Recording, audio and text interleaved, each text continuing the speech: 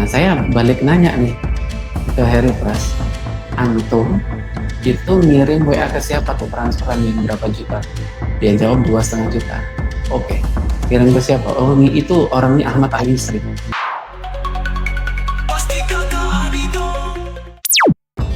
Pak Ustadz, ini kan kemarin tuh sempet bilang katanya mau ketemuan sama Harry Pras. Diajak ketemuan sama Harry Pras, gitu kan Pak? Diajak ketemuan. Iya. Nah, so far tuh gimana Pak Ustadz hasil pertemuannya Pak Ustadz? Ya gitulah. Jadi pertemuannya itu sekitar setelah zuhur, tapi dia telat ya. Jadi lebih tepatnya sebelum asar sampai sebelum maghrib. Jadi kurang lebih ada 2 atau 3 jaman. Di situ saya udah kasih tahu ya yang saya tahu dan bisa saya beritahu, karena nggak semuanya saya bisa beritahu karena ada beberapa hal yang nggak bisa saya kasih tahu gitu kan. Contohnya seperti nama-nama detailnya, nama-nama atau nama-nama korban, nama saksi dan lain sebagainya itu nggak bisa saya beritahukan. Tapi ini kan fokusnya saya kasih tahu bahwa para ulama ini dan para ustadz ya, para habib ini udah berusaha melaporin sejak beberapa bulan yang lalu itu, tapi mental terus licin gitu kan. Jadi ya seperti itulah. Dan alhamdulillah pas waktu ketemu Habib Mahdi cuma tahu 1 atau 2 minggu langsung masuk gitu kan ya, laporan udah masuk ke Mabes. Alhamdulillah proses sampai sekarang seperti itu. Nah intinya sih ini jasa para ulama seperti itu. Dan cuman kenapa kok yang saya sayangkan itu, saya sempat WA juga, saya kasih tahu bahwa ini juga jasa para ulama, jadi mohon bijak, saya bilang gitu.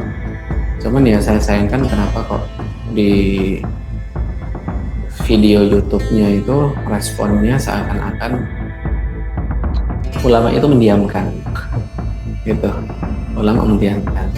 Malah seharusnya orang-orang salafi ini berterima kasih ke para habaib ya, para ulama, para ustadz, para kiai. Karena kenapa? Mereka berusaha sekian tahun ini ngebongkar Ahmad Al-Misri, dan baru tahun ini 2026 bisa ngebongkar seluruhnya. Saya menjawab semua apa yang ingin dia tanyakan.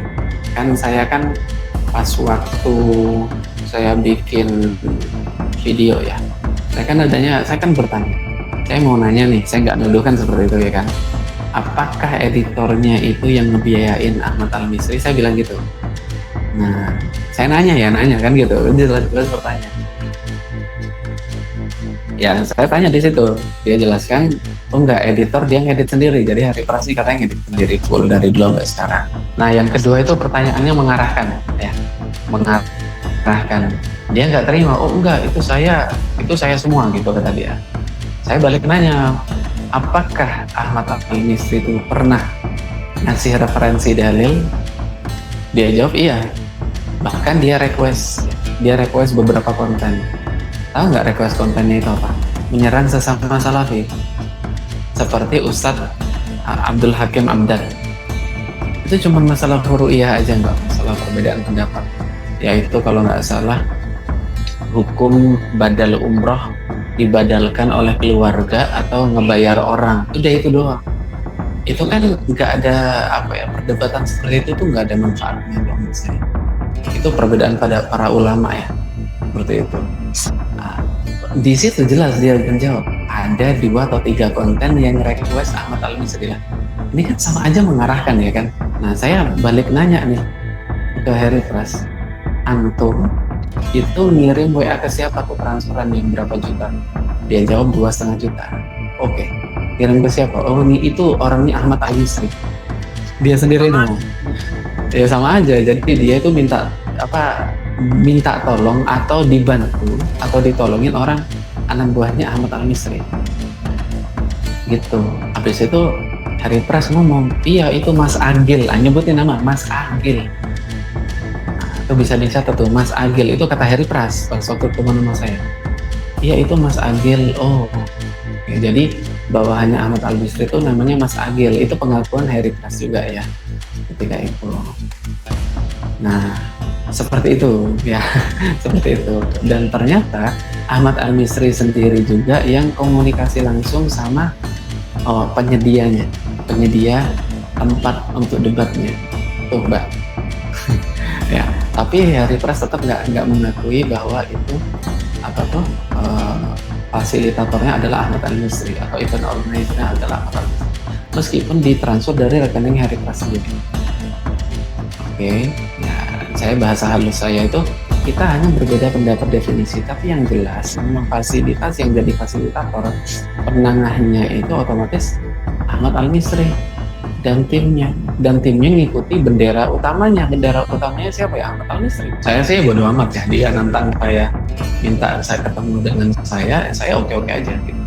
Terus yang paling menarik buat dia adalah dia nanya tentang Ahmad Al-Misri. Dia itu masih bertanya-tanya sebenarnya. Nah dia ya saya jelasin kan, pas waktu 11 April 2021 itu ada pertemuan gitu kan, pertemuan antara para ulama dengan Ahmad Al-Misri, acara tabayun ya gitu. Saya jelasin seperti itu. Nah saya bilang juga di situ bahwa dan saya tekankan lagi di WA ya, jadi 2 kali face to face dan di WA pas habis dia pulang malamnya saya tekankan lagi, atau besoknya saya tekankan lagi bahwa para ulama itu juga mendapatkan ancaman loh, mendapatkan intimidasi loh, atau mendapatkan teror gitu kan. Dari siapa? Dari bawahannya Ahmad Al-Misri gitu, atau dari backingannya Ahmad Al-Misri.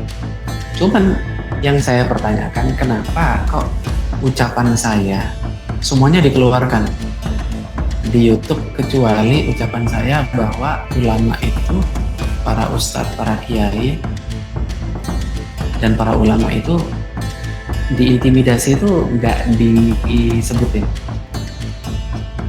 dan tidak juga disebutkan bahwa ini adalah jasa para ulama sampai saat ini ya, seperti itu. Karena seandainya ini nggak dibongkar, ya otomatis akan merambah ke aliran-aliran lain yang ada di Indonesia. Kenapa kok Ahmad Al-Misri masuk ke Aswaja dulu, ke kalangan para habaib, ke para ulama, ya, para ustadz? Ya karena mayoritas orang Indonesia alirannya adalah Sunni, Aswaja gitu. Seandainya mayoritasnya Syiah seperti di Iran, ya pasti masuk ke Syiah duluan, karena mayoritas ya dicari ininya ya kan. Buktinya dia menyasar Ustadz Khalid Basalamah ya, melalui Harry Pras, yang akhirnya Harry Pras nego tapi ditolak sama tim yang Ustadz Khalid Basalamah. Dari situ udah ketahuan buat apa